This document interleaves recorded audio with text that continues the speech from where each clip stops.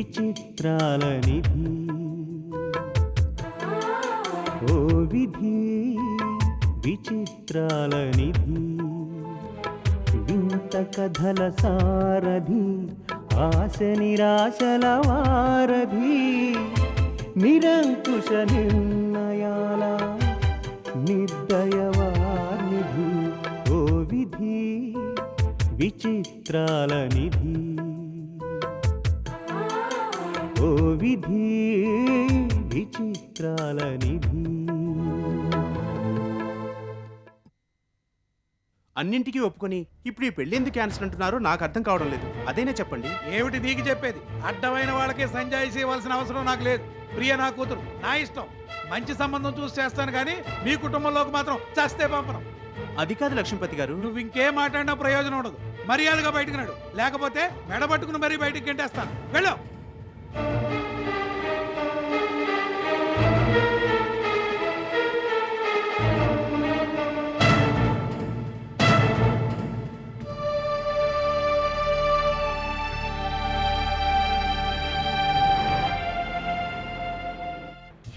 లక్ష్మీపతి అంత మాట అన్నాడా? అనడమేమిటి తాతయ్య, కసిరి కొట్టినంత పనిచేశాడు. అదే విట్రా, మొన్నంత ఆప్యాయంగా మాట్లాడాడు. మీతో సంబంధం కలుపుకోవడం నా అదృష్టం అన్నాడు. నాకే అభ్యంతరం లేదు, ముహూర్తాలు కూడా వీలైనంత త్వరలో పెట్టేసుకుందామని చెప్పాడు. అంతలోనేమైందట? ఏమైందో నాకేం తెలుసు. ఈ పెళ్లి క్యాన్సిల్ అని ముఖం మీద కొట్టినట్టు చెప్పి మరోసారి ఇంటికి రావద్దని వార్నింగ్ ఇచ్చి బయటికి పొమ్మన్నాడు. లేదంటే లేదని చెప్పాలి కానీ బయటికి పొమ్మండవేంటి? అసలు మన గురించి ఏమనుకుంటున్నాడు? ఆడపిల్ల తండ్రయ్యుండి అలా మాట్లాడతాడా? మనంతట మనం పిల్లని అడగటానికి వెళ్ళాం కదా, కాళ్ళ దగ్గరకు వచ్చిన సంబంధం కదా అని చిన్న చూపు అనుకుంటాను. ఇంతకన్నా మంచి సంబంధమే తేగలడా కూతురికి? ఇంతకీ ఆయన గొప్పేంటంట? కోటీశ్వరుడా, జమీందారా? అవన్నీ ఎందుకు సరళ? మనసులో ఏదో ఉంటే గాని అంత మాట ఊరికే అనడు కదా.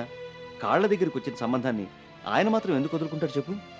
మనం ఒకసారి వెళ్ళి ఆయనతో మాట్లాడితే అసలు విషయం ఏంటో తెలుస్తుంది. మర్యాద లేని వాడితో ఇంకా మాట్లాంటానయ్యా.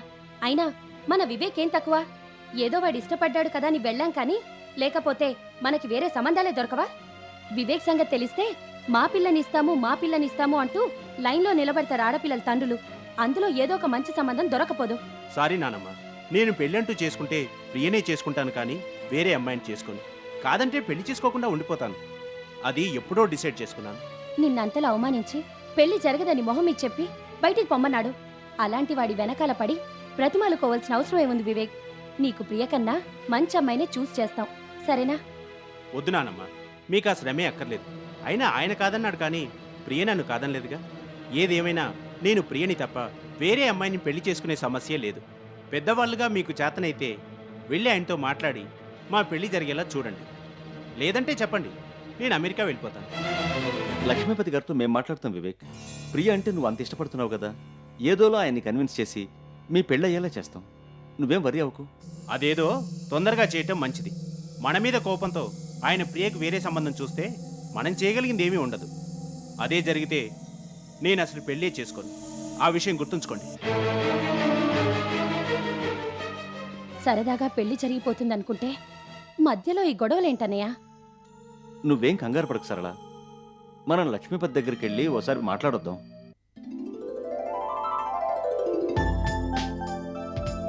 ఎలా ఉన్నాయమ్మా? చాలా బాగున్నాయమ్మా. అన్ని లేటెస్ట్ మోడల్లో చేయించుకున్నావు.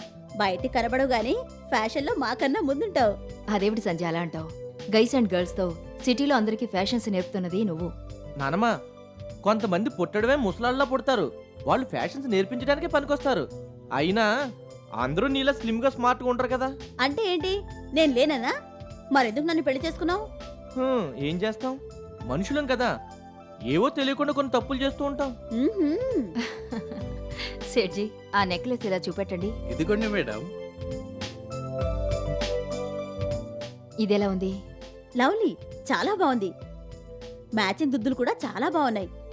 పెళ్లిలో నువ్వు ఇవన్నీ పెట్టుకుని గ్లామరస్ గా తయారైతే పాపం నీ పక్కన తాతగారేం కనబడతారు? ఈ నెక్లెస్ ఏమిటో తెలుసా? పెళ్లికి మీ తాతగారు నాకిచ్చిన ప్రెజెంటేషన్. రియలీ? అవును. అది ప్రేమ అంటే అలా ఉండాలి. పెళ్లికి ముందే ఇంత మంచి గిఫ్ట్ ఇచ్చారంటే మీ ప్రేమకి నా జోహార్లు తాతగారు. మా వినోద్ లాగా కొన్ని పనికిరాని కేసులుంటాయి. ఎంతసేపు ప్రేమ ప్రేమ అని డ్రామాలాడటం తప్ప పెళ్లికి ముందు కానీ పెళ్ళయ్యాక కానీ నగలు కాదు కదా పెళ్ళానికి కనీసం పకోడి పొట్లం కూడా కొనివ్వరు. సంజ, నీ ఇష్టం.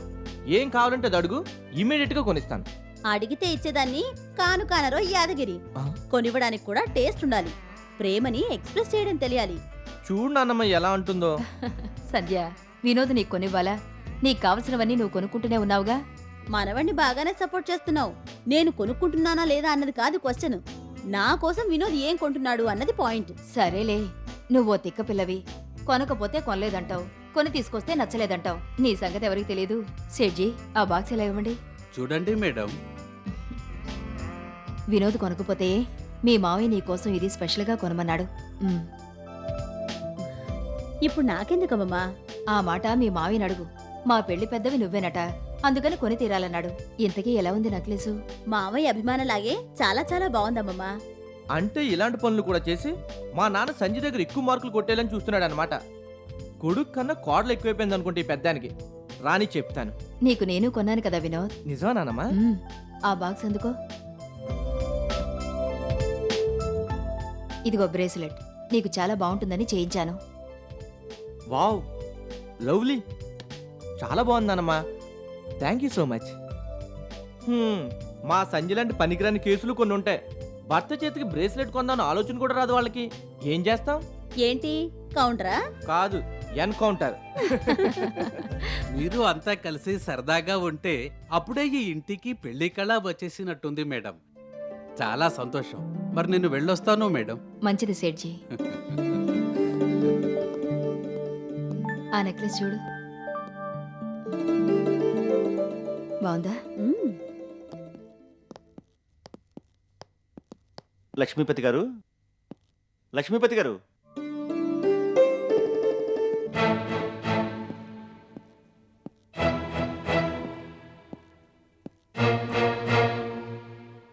ఎవరు మీరు? అదేంటి సార్, నేను చలసాన్ని. మా మనవడు వివేక్ని మీ అమ్మాయి ప్రేకిచ్చి పెళ్లి చేద్దామని అనుకున్నాం. మనవడు లేదు, పెళ్లి లేదు. ఆ పెళ్లి ఎప్పుడో క్యాన్సిల్ అయిపోయింది. మీ మనవడు మీకు ఆ విషయం చెప్పలేదా? మీరే అలా అంటే ఎలాగండి? వివేక్ ప్రియ ఒకరంటే ఒకరు బాగా ఇష్టపడ్డారు. మీరిప్పుడు కాదంటే కాదనే అంటాను. అయితే ఏంటట? నాన్న, నువ్వు ముందు లోపలికి వెళ్ళు. వెళ్ళు.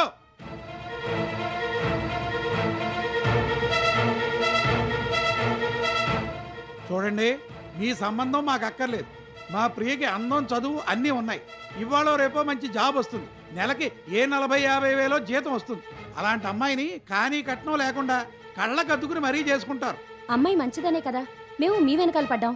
మీరు అలా వెనకాల పడ్డారనే నేను వెనక ముందు చూసుకోకుండా తొందరపడ్డాను. పెళ్ళంటే అటు 7 తరాలు ఇటు 7 తరాలు చూడమన్నారు. అవేవి చూడకుండా మీ సంబంధం ఒప్పుకున్నందుకు ఇప్పుడు బాధపడుతున్నాను. ఇంకా నయం, పెళ్లికి ముందు తెలిసింది కాబట్టి సరిపోయింది, కానీ లేకపోతే ఉన్న పరువు పోయి నలుగురిలో తలెత్తుకోలేక ఇంట్లో కూర్చోవలసి వచ్చేది. మీరన్నీ వదిలేశారు కాబట్టి మీకు ఏ బాధ ఉండదు. అసలు ఏం జరిగిందండి? మీరు ఎందుకింతలా ఆవేశపడుతున్నారో నాకు అర్థం కావడం లేదు. పదే పదే చెప్పడానికి నాకు ఓపిక తీరిక రెండూ లేవు. ఈ పెళ్లి క్యాన్సిల్ అన్నాను, క్యాన్సిల్ అంతే. మా వల్ల ఏదైనా పొరపాటు జరిగితే మీరు చెప్పాలి కానీ పెళ్లి క్యాన్సిల్ అంటే ఎలా చెప్పండి? పిల్లలు ఎంత బాధపడతారు. మీరు మీ వాళ్ళు బాధపడుతున్నారేమో కానీ మాకే బాధ లేదు. ఏదో రకంగా ఈ దిక్కుమాల సంబంధం తప్పిపోయినందుకు మాకు చాలా సంతోషంగా ఉంది. లక్ష్మీపతి గారు, అసలు విషయం చెప్పకుండా మీరేదేదో మాట్లాడడం బాగోలేదు. నేను కాబట్టి ఇంకా మీతో మాట్లాడుతున్నాను. వేరెవరైనా అయితే మిమ్మల్ని ఇంటి గడప కూడా తొక్కనిచ్చేవారు కాదు. ఊరుకుంటున్నారని ఇష్టం వచ్చినట్టు మాట్లాడుతున్నారు. జరిగిందేమిటో చెప్పకుండా మీరు ఇలా మాట తోలటం ఏమీ మర్యాదగా లేదు. మీదో బతుకు, మీకు మర్యాద. అంత మర్యాద తక్కువ పనులు మేమేం చేశామని? అది కూడా నేనే చెప్పాలా? ఇన్నాళ్ళు ఎవరితోనో అక్రమ సంబంధం పెట్టుకుని ఈ వయసులో ఆవిడ్ని పెళ్లి చేసుకోవడం కన్నా పరువు తక్కువ పనే ఉంటుంది. ఇది మర్యాదస్తులు చేసే పనేనా? లక్ష్మీపతి గారు, ఇది మర్యాదస్తులు సంసారాలు ఉండే ఇల్లు. గట్టిగా అరవకండి. మీ పరువు ఎప్పుడో రోడ్డున పడింది, కానీ మేమింకా పరువుగానే బతుకుతున్నాం. మీతో సంబంధం కలుపుకుంటే మాకు అదే గది పడుతుంది. ఉంచుకున్న దానికోసం కట్టుకున్న దాన్ని వదిలేయడం, ఈ వయసులో పెళ్లి చేసుకుంటూ మాది అమర్ ప్రేమ అని నలుగురికి తెలియజేయడానికి ప్రయత్నించడం, ఇలాంటి నీతిమాలిన పనులు, అసభ్యమైన పనులు చేసే మీ కుటుంబంతో సంబంధం కలుపుకోవాల్సిన కర్మ నాకేం పట్టలేదు. లక్ష్మీపతి గారు, మా పెళ్లి మా వ్యక్తిగత వ్యవహారం. దాని గురించి మాట్లాడటానికి మీరెవరు? అయినా మా పెళ్లికి ఈ పెళ్లికి సంబంధం ఏంటి? మేము ఎందుకు పెళ్లి చేసుకోబోతున్నామో, ఏ పరిస్థితుల్లో పెళ్లి చేసుకోబోతున్నామో తెలుసుకోకుండా నీతి మాలిన పనులు, పరువు తక్కువ పనులు చేస్తున్నామని అనవసరంగా నోరు జారుతున్నారు. నా గురించి కానీ మా పెళ్లి గురించి కానీ మాట్లాడే అర్హత మీకు లేదు. మీరు చేస్తున్న నీచమైన పనుల గురించి చెప్పడానికి అర్హత కూడా కావాలా? ఆ లక్ష్మీదేవి ఏమన్నా మహాపతివ్రత? మీరిద్దరూ పెళ్లి చేసుకునేది లోక కళ్యాణం కోసమా? ఆ లక్ష్మీదేవి ఓ దిక్కుమాలింది, ఎవరినో వల్లో వేసుకుని కోటీశ్వరరాలు అయిపోయింది. ఆయన చచ్చాక ఎవడు దొరుకుతాడా అని ఎదురు చూస్తున్న టైంలో పెళ్ళాం వదిలేసిన మొగుడు నువ్వు దొరికావు, నిన్ను ట్రాప్లో వేసింది. అవన్నీ మర్చిపోయి మీకున్న సంబంధానికి ప్రేమ అని పేరు పెట్టి పెళ్లి చేసుకుని జనాల్ని మూర్ఖులు చేద్దాం అనుకుంటున్నారా? ఎన్నాళ్ళు ఇలా జనం కళ్ళల్లో కారం కొడతారు? మీ రంకు భాగోతం ఎవరికి తెలియదయ్యా. లక్ష్మీపతి గారు, అన్నయ్య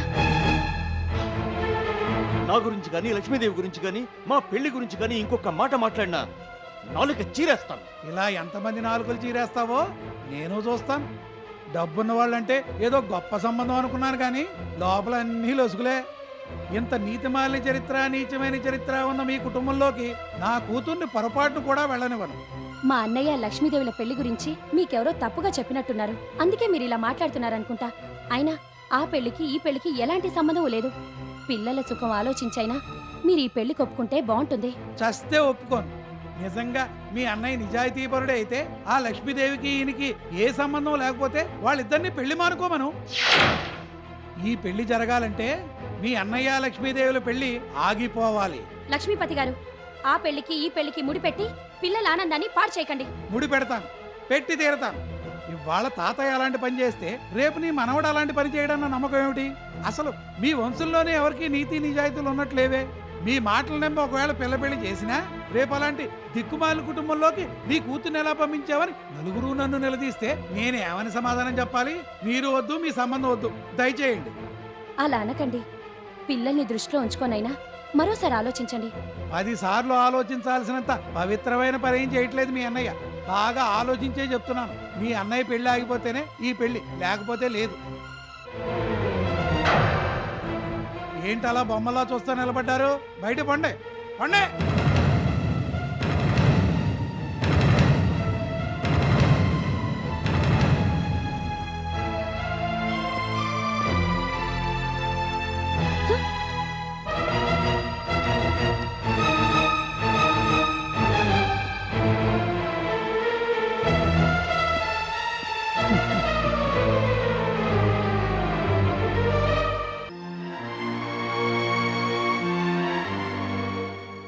అంటే వివేక్కి ప్రియతో పెళ్లి కావాలంటే అమ్మమ్మ తెలసాని గాని పెళ్లి చేసుకోకూడదన్నాడా? అవును, వీళ్ళ పెళ్లి క్యాన్సిల్ అయితేనే ఆయన వివేక్ పెళ్లికి ఒప్పుకుంటాడట. మామయ్య ఎంత నచ్చ చెప్పాలని చూసినా వినిపించుకోకుండా అమ్మని మామయ్యని చాలా మాట్లాడినాడట. అసభ్యంగా అసహ్యంగా మాట్లాడాడట. పెళ్లి సంగతి వదిలేసి ఇవన్నీ మాట్లాడవలసిన అవసరం వచ్చింది నాన్న. ఏమో ఆయనకే తెలియాలి. నీతి జాతి లేని ఫ్యామిలీ అని, క్యారెక్టర్ లేని మనుషులని, అలాంటి పరువు మర్యాద లేని కుటుంబంలోకి మా అమ్మాయిని పంపించే ప్రసక్తే లేదని నోటికొచ్చినట్టల్లా వాగాడట. అరే, ఎవరిని ఎప్పుడు గట్టిగా ఓ మాట అనని మామయ్య కూడా అతనన్న మాటలకి ఓ స్టేజీలో కోపాన్ని కంట్రోల్ చేసుకోలేకపోయారంటే ఎంత నీచంగా మాట్లాడుంటాడో అర్థమవుతుంది. ఇష్టం ఉంటే పిల్లనిచ్చుకోవాలి, లేదంటే లేదు. అంతేకాని మన ఫ్యామిలీ గురించి మాట్లాడడానికి లక్ష్మీపతి ఎవరు మావయ్య? అమ్మమ్మ గురించి ఏం తెలుసని అంతలా నోరు పారేసుకున్నాడు? బుద్ధి జ్ఞానం ఉన్నవాడెవడు అలా బిహేవ్ చేయడు. అది కాదు నాన్న, మొన్నటి వరకు మీలాంటి వాళ్ళతో సంబంధం కలుపుకోవడం నిజంగా నా అదృష్టం. అంత గొప్పింటికి మా అమ్మాయి వెళ్తున్నందుకు చాలా ఆనందంగా ఉందన్నవాడు సడన్గా మాట మార్చేసి ఈ పెళ్లి క్యాన్సిల్ అని ఎందుకు అన్నాడో నాకు అర్థం కావడం లేదు. అలా అండంలోనే అతనిలో ఎంత నిజాయితీ ఉందో, అతను ఎంత పెద్ద మనిషో అర్థమవుతుంది. అలాంటి సంబంధం తప్పిపోవడమే మంచిది. అలాగని మనం అనుకుంటున్నావు సంధ్య, కానీ వివేక్ అనుకోవద్దు. అతను సరిగ్గా అర్థం చేసుకుంటే పర్వాలేదు. అలా కాకుండా అతని పెళ్లి మన వల్లే ఆగిపోయిందని ఫీల్ అయితే ఏం చేస్తాం? వివేక్ మాత్రం అలాగే అనుకుంటాను నాన్నమ్మ. ఆ రోజు ప్రియాని తీసుకుని మన ఇంటికి వచ్చినప్పుడు ఆ మనిషి ఎలాంటి వాడో అర్థమైంది. వివేక్ ప్రియ అంటే ఇష్టపడుతున్నాడు. ఆమె కోసం ఏమైనా చేస్తాడు, ఎవరైనా వదులుకుంటాడు. ఆ వీక్నెస్ తెలుసుకునే లక్ష్మీపతి అడ్డమైన షరతులు పెట్టాడు. లేకపోతే ఏంటి, ఆ పెళ్లి కోసం ఈ పెళ్లి ఆగిపోవాలనడం మీనింగ్లెస్. అయినా మనవాళ్ళు కూడా అనవసరంగా తొందరపడిపోయారు. ఆ సంబంధం తప్ప వేరేది లేనట్టు 10 సార్లు వాళ్ళింటి చుట్టూ తిరిగేసరికి ఆ లక్ష్మీపతికి కళ్ళు నెత్తి మీదకొచ్చుంటాయి. అందుకే తనేమిటో తన స్థాయి ఏమిటో కూడా మర్చిపోయి అమ్మమ్మని తెలసాని గారిని అంతంత మాటలన్నాడు. మనం ఇలా ఎంత మాట్లాడుకున్నా వేస్ట్ సంజయ్. వివేక్ పెళ్లి అవుతుందో ఆగిపోతుందో మనకు అనవసరం. లక్ష్మీపతి కాదు కదా, వాడి బాబు తాత అడ్డొచ్చినా ఈ పెళ్లి మాత్రం ఆగదు. ఆ విషయమే లక్ష్మీపతికి చెప్పొస్తాను. మర్యాదగా విన్నాడా సరే, కాదని మళ్ళీ అమ్మ గురించి ఏమైనా వాగాడో వాడిని అక్కడే చంపి పారేస్తాను. దీపక్, కోపంలో నువ్వేం మాట్లాడుతున్నావు నీకు అర్థం కావడం లేదు. ఆ లక్ష్మీపతిని చంపేస్తే ప్రాబ్లం సాల్వ్ అయిపోతుంది అనుకుంటున్నావా? ఎంతసేపు నువ్వు మన గురించి ఆలోచిస్తున్నావు గాని వివేక్ సంగతి కూడా ఆలోచించాలిగా. ప్రేమించిన అమ్మాయిని పెళ్లి చేసుకోవాలని వివేక్ మాత్రం ఉండదు. అలా అని మీ పెళ్లి ఆపేసుకుంటారా? దీపక్, నేను చెప్పేది విను. ఈ పెళ్లి గనక క్యాన్సిల్ అయితే వివేక్ తట్టుకోలేకపోవచ్చు. ఏదేమైనా చలసాని గారితో మాట్లాడితే గాని అసలేం జరిగిందో తెలీదు. ముందు చలసాని గారితో మాట్లాడి దాన్ని బట్టి తర్వాత ఏం చేయాలో ఆలోచిద్దాం. నీ ఇష్టం అమ్మా.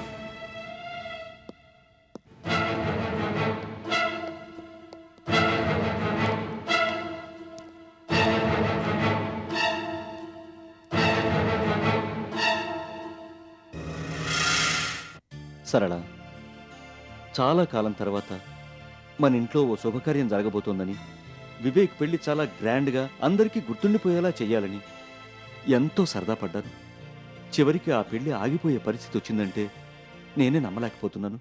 అన్నీ మనం అనుకున్నట్టు ఎందుకు జరుగుతాయన్నయ్య? ఏది జరిగినా మన మంచికే అనుకోవాలి. జీవితాన్ని చూసిన వాళ్ళం, కష్టం సుఖం అనుభవించిన వాళ్ళం మనం అనుకోగలం గాని కుర్రాడు వివేక్ అనుకోలేడు కదమ్మా. ఫెయిల్యూర్ని అందరూ అంత ఈజీగా యాక్సెప్ట్ చేయలేరు. తను ఎంతో ఇష్టపడిన అమ్మాయి, ప్రేమించిన అమ్మాయి పెళ్లి దాకా వచ్చి తనకు కాకుండా పోయిందంటే వివేక్ ఎంతవరకు తట్టుకోగలడు?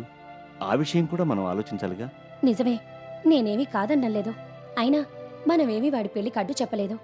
అమ్మాయిని కూడా చూడకుండా పెళ్లి చేసుకుంటాననే డెసిషన్కొచ్చినా మనమేమీ అభ్యంతరం చెప్పలేదు. వాడు ఉత్తరం రాసిన వెంటనే వెళ్లి మాట్లాడొచ్చాం. ఇలా పెళ్లి దాకా వచ్చి క్యాన్సిల్ అయిపోతుందని మనం అనుకోలేదు కదా. ఆ లక్ష్మీపతి ఏదేదో మనసులో పెట్టుకుని ఏవేవో అర్థం పర్థం లేని కారణాలు చెప్పి పెళ్లి క్యాన్సిల్ అంటే మనమేం చేయగలం చెప్పు? అదే ఆలోచించాలి సరళ. పరిస్థితుల్ని మనుషుల్ని మనం అర్థం చేసుకున్నట్టుగా వివేక్ అర్థం చేసుకోలేడుగా. తన పెళ్లి నా వల్లే ఆగిపోయింది అనుకుంటాడు. అదేం లేదురా, కొన్నాళ్ళు అనుకోవచ్చు, తరువాత వాడే అర్థం చేసుకుంటాడు. వివేక్ ఇష్టపడ్డాడు కదా అని ఈ సంబంధం వెనకాల పడ్డాం కానీ గట్టిగా ప్రయత్నిస్తే ఇంతకన్నా మంచి సంబంధమే దొరుకుతుంది. పెళ్లి కొప్పుకొని తర్వాత క్యాన్సిల్ అండంలోనే ఆ లక్ష్మీపతి ఎంత నిలకడలేని మనిషో అర్థం అవుతుంది. అలాంటి సంబంధం తప్పిపోవడమే మంచిది. తప్పు మనలో పెట్టుకొని ఎదుటి వాళ్ళని అనటం ఎందుకు నానమ్మా?